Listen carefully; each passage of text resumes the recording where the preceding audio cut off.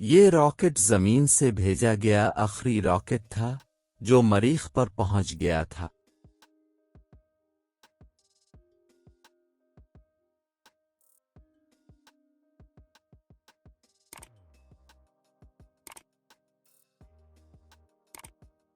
یہ راکٹ زمین سے بھیجا گیا آخری راکٹ تھا جو مریخ پر پہنچ گیا تھا۔ ایٹمی جنگ کے خوف سے انسانوں کو مریخ پر بسانے کا منصوبہ بنایا گیا تھا۔ اس مقصد کے لیے یہاں محفوظ مکانات، باغات اور دوسری ضروری تعمیرات پہلے ہی مکمل کر لی گئی تھیں۔ بہت سے افراد مریخ پر پہنچائے جا چکے تھے۔ راکٹ سبزہ زار میں محفوظ طریقے سے اترا اور چند لمحوں بعد اس کی تھرتھراہٹ ختم ہو گئی۔ راکٹ کا دروازہ ہلکی سی آواز کے ساتھ کھلا اور اس میں سے بہت سے افراد سبزہ زار پر چھلانگیں لگا کر اترے۔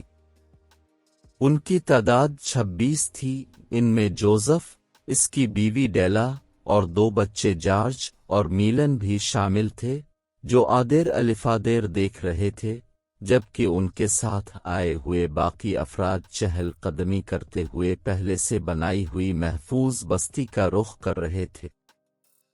جوزف کو یوں محسوس ہوا جیسے مریخ کی تندوتیز ہواؤں اور سرد موسم سے ان کی صحت خراب ہو جائے گی۔ ہوا کے تھپیڑے ان کے چہرے پر جیسے چبھ رہے تھے۔ اچانک جوزف نے کہا، مجھے لگتا ہے کہ ہمیں واپس زمین پر جانا ہوگا، یہ جگہ ٹھیک نہیں ہے۔ واپس؟ تم ہوش میں تو ہو؟ جوزف ڈیلا نے اسے گھورتے ہوئے جواب دیا۔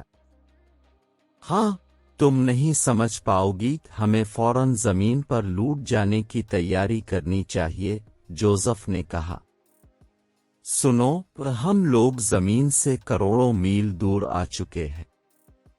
سنا تم نے؟ میں نے کیا کہا؟ کروڑوں میل؟ ڈیلا نے ایک لفظ چباتے ہوئے ادا کیا۔ میرا خیال ہے ہمیں بستی کی جانب چلنا چاہیے۔ جارج، ایلن، تم دونوں جلدی میرے پاس آؤ۔ ڈیلا جوزف کی بات کاٹتے ہوئے آگے بڑھ گئی۔ بستی میں بہت سے لوگ آس پاس کی دکانوں میں بیٹھے خوش گپیوں میں مشغول تھے۔ جوزف شش وپنج میں مبتلا تھا کہ اسے کیا کرنا چاہیے۔ وہ ڈیلا کو کیسے یقین دلائے کہ یہاں کا ماحول انسانوں کے لیے سازگار نہیں ہے۔ یہی سوچتے سوچتے وہ اس گھر کے سامنے پہنچ چکا تھا جو انہوں نے $10 لاکھ میں خریدا تھا۔ سنو جارج، تم ان کھنڈرات میں بالکل نہیں جاؤ گے، ایلن کو بھی بتا دینا، وہاں خطرہ ہے۔ جوزف نے تھکے ہوئے سے انداز میں جارج کو ہدایت کی۔ جارج نے سر ہلا دینے پر ہی اکتفا کیا۔ وہ لوگ نئے گھر میں داخل ہو چکے تھے۔ 6 مہینے گزر گئے ہیں۔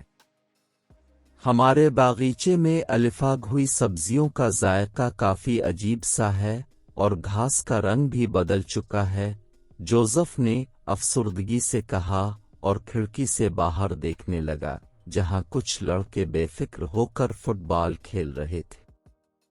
میں جانتی ہوں، ڈیلا نے بے پرواہ کر جوزف کو جواب دیا۔ جوزف نے کہا، میں تو اب بھی کہوں گا کہ ہمیں واپس ہو جانا چاہیے، یہاں کا ماحول اچھا نہیں ہے، یہ موسم ہمارے جسم کا حلیہ بگاڑ دے گا۔ میں ایسا بالکل نہیں سمجھتی۔ ڈیلا نے ایک نظر جوزف کو دیکھا اور دوبارہ کتاب پڑھنے میں مصروف ہو گئی۔ پاپا، وہ ہو گیا جیسا سوچا تھا۔ ایلن لڑکھڑاتی ہوئی آئی اور جوزف کے قریب گر کر پھوٹ پھوٹ کر رونے لگی۔ ہم کبھی واپس گھر نہیں جا سکیں گے، کبھی نہیں۔ ایلن میری بیٹی، کیا ہوا ہے؟ پلیز مجھے بتاؤ، جوزف نے پریشانی کے عالم میں پوچھا۔ ریڈیو پر بتایا جا رہا تھا کہ ایٹمی جنگ شروع ہو چکی ہے، ایک بم ہمارے شہر پر بھی گرے ہے، شہر مکمل تباہ ہو چکا ہے، اگر یہ جنگ جاری رہی तो दुनिया से हर किस्म के जानदारों का खात्मा हो जाएगा। अब शायद ज़मीन से हमारा राब्ता मुनक़ते हो जाएगा। एलन ने रोते हुए सारी बात जोसेफ को बताई। जोसेफ का दिल चाह रहा था कि वो बच्चों की तरह फूट फूट कर रोए, खूब चीखे और चलाए और ऐसी मायूस कुन खबर सुनाने के जुर्म में बेटी को खूब डांटे, मगर इसने गहरी सांस लेकर एलन का सर अपने सीने से लगा लिया। चंद हफ्तों बाद जोसेफ मरकजी मार्केट से गुजरा। लोग बेफिक्र बैठे थे और हंसी मजाक जारी था। जोसेफ को बहुत झंझलाहट महसूस हुई। इसने चलाकर कहा, बस करो, बस करो, अब बहुत हो चुका। मैं तुम लोगों को आखिरी बार खबरदार कर रहा हूं कि वापस चलूं यहां से। ये जगह इंसानों के लिए नहीं है। तमाम लोग हंसकर लूट-पोट होने लगे। अरे जेम्स, मेरे दोस्त, तुम तो मेरी बात का यकीन करो। तुमने कभी सोचा भी है कि... हाँ, मैंने सोचा है जोसेफ, कि मैं यहां बहुत खुश हूं। बकवास बंद करो, देखो अपनी आंखें। क्या हुआ मेरी आंखों को? ये सरमई रंग की थी ना? यकीनन थी। तवाब देखो जेम्स, उनमें सुनहरी नुक्ते नमूदार हो चुके हैं। जेम्स एक लम्हे के लिए चौंक अलिफाटे।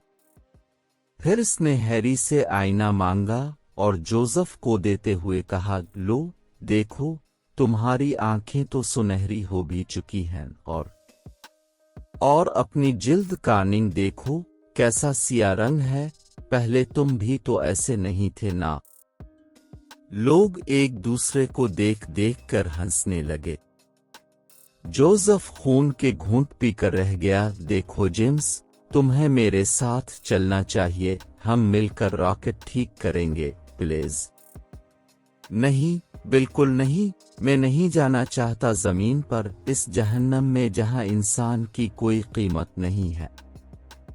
कीमत है तो सिर्फ बादशाहत की, हुकूमत की, खजाने की। हर कोई ये चाहता है पूरी दुनिया उसके कब्जे में आ जाए। नहीं, कभी नहीं। जोसेफ लौट आया। इसने जॉर्ज को साथ लिया और रॉकेट की खराबी दूर करने की कोशिश करने लगा। एलन और उसकी माँ डेला उनके साथ बेटी नहर के पार सिया पहाड़ों को देख रही थी। 6 साल बाद एक और रॉकेट मरीख की सतह पर यात्रा, और कुछ लोग ये चिल्लाते हुए कूदे, जंग खत्म हो चुकी है, हमने जंग जीत ली है, हमारा मुल्क फतेहयाब हुआ है। अब तुम्हें लूट आना चाहिए। ये अजीम मुल्क के अजीम बाशिंदों, हम तुम्हें लेने आए।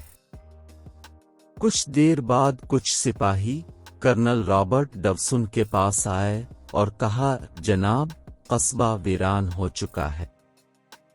हमारी खोदी हुई नहर खुश्क और तामीर शुदा इमारतें सियाह हो चुकी हैं।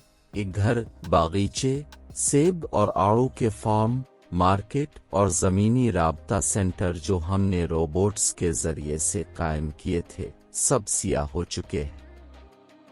कर्नल ने पूछा, किसी से बात हुई तुम लोगों की? सिपाही ने बताया, नहीं जनाब, बस्ती वीरान है, अलबत्ता एक जगह से एक तबाहाल रॉकेट मिला है। और कुछ? कर्नल ने हैरत से पूछा। जनाब, सिया पहाड़ों के पार कुछ लोग मिले हैं। वो काली रंगत और सुनहरी आंखों वाले हैं। वो ज़हनी तौर पर कमज़ोर हैं, लेकिन हमारी ज़बान आसानी से समझ लेते हैं। उनका कहना है कि हम ज़मीन पर रहना चाहते। मुझे लगता है कि हमारे भेजे हुए अमरीकियों को उन्हीं लोगों ने मार दिया है। मगर जनाब, ये मरीखी लोग बड़े अमन पसंद हैं। मुझे लगता है कि किसी वबा की वजह से हमारे लोगों का खात्मा हुआ होगा।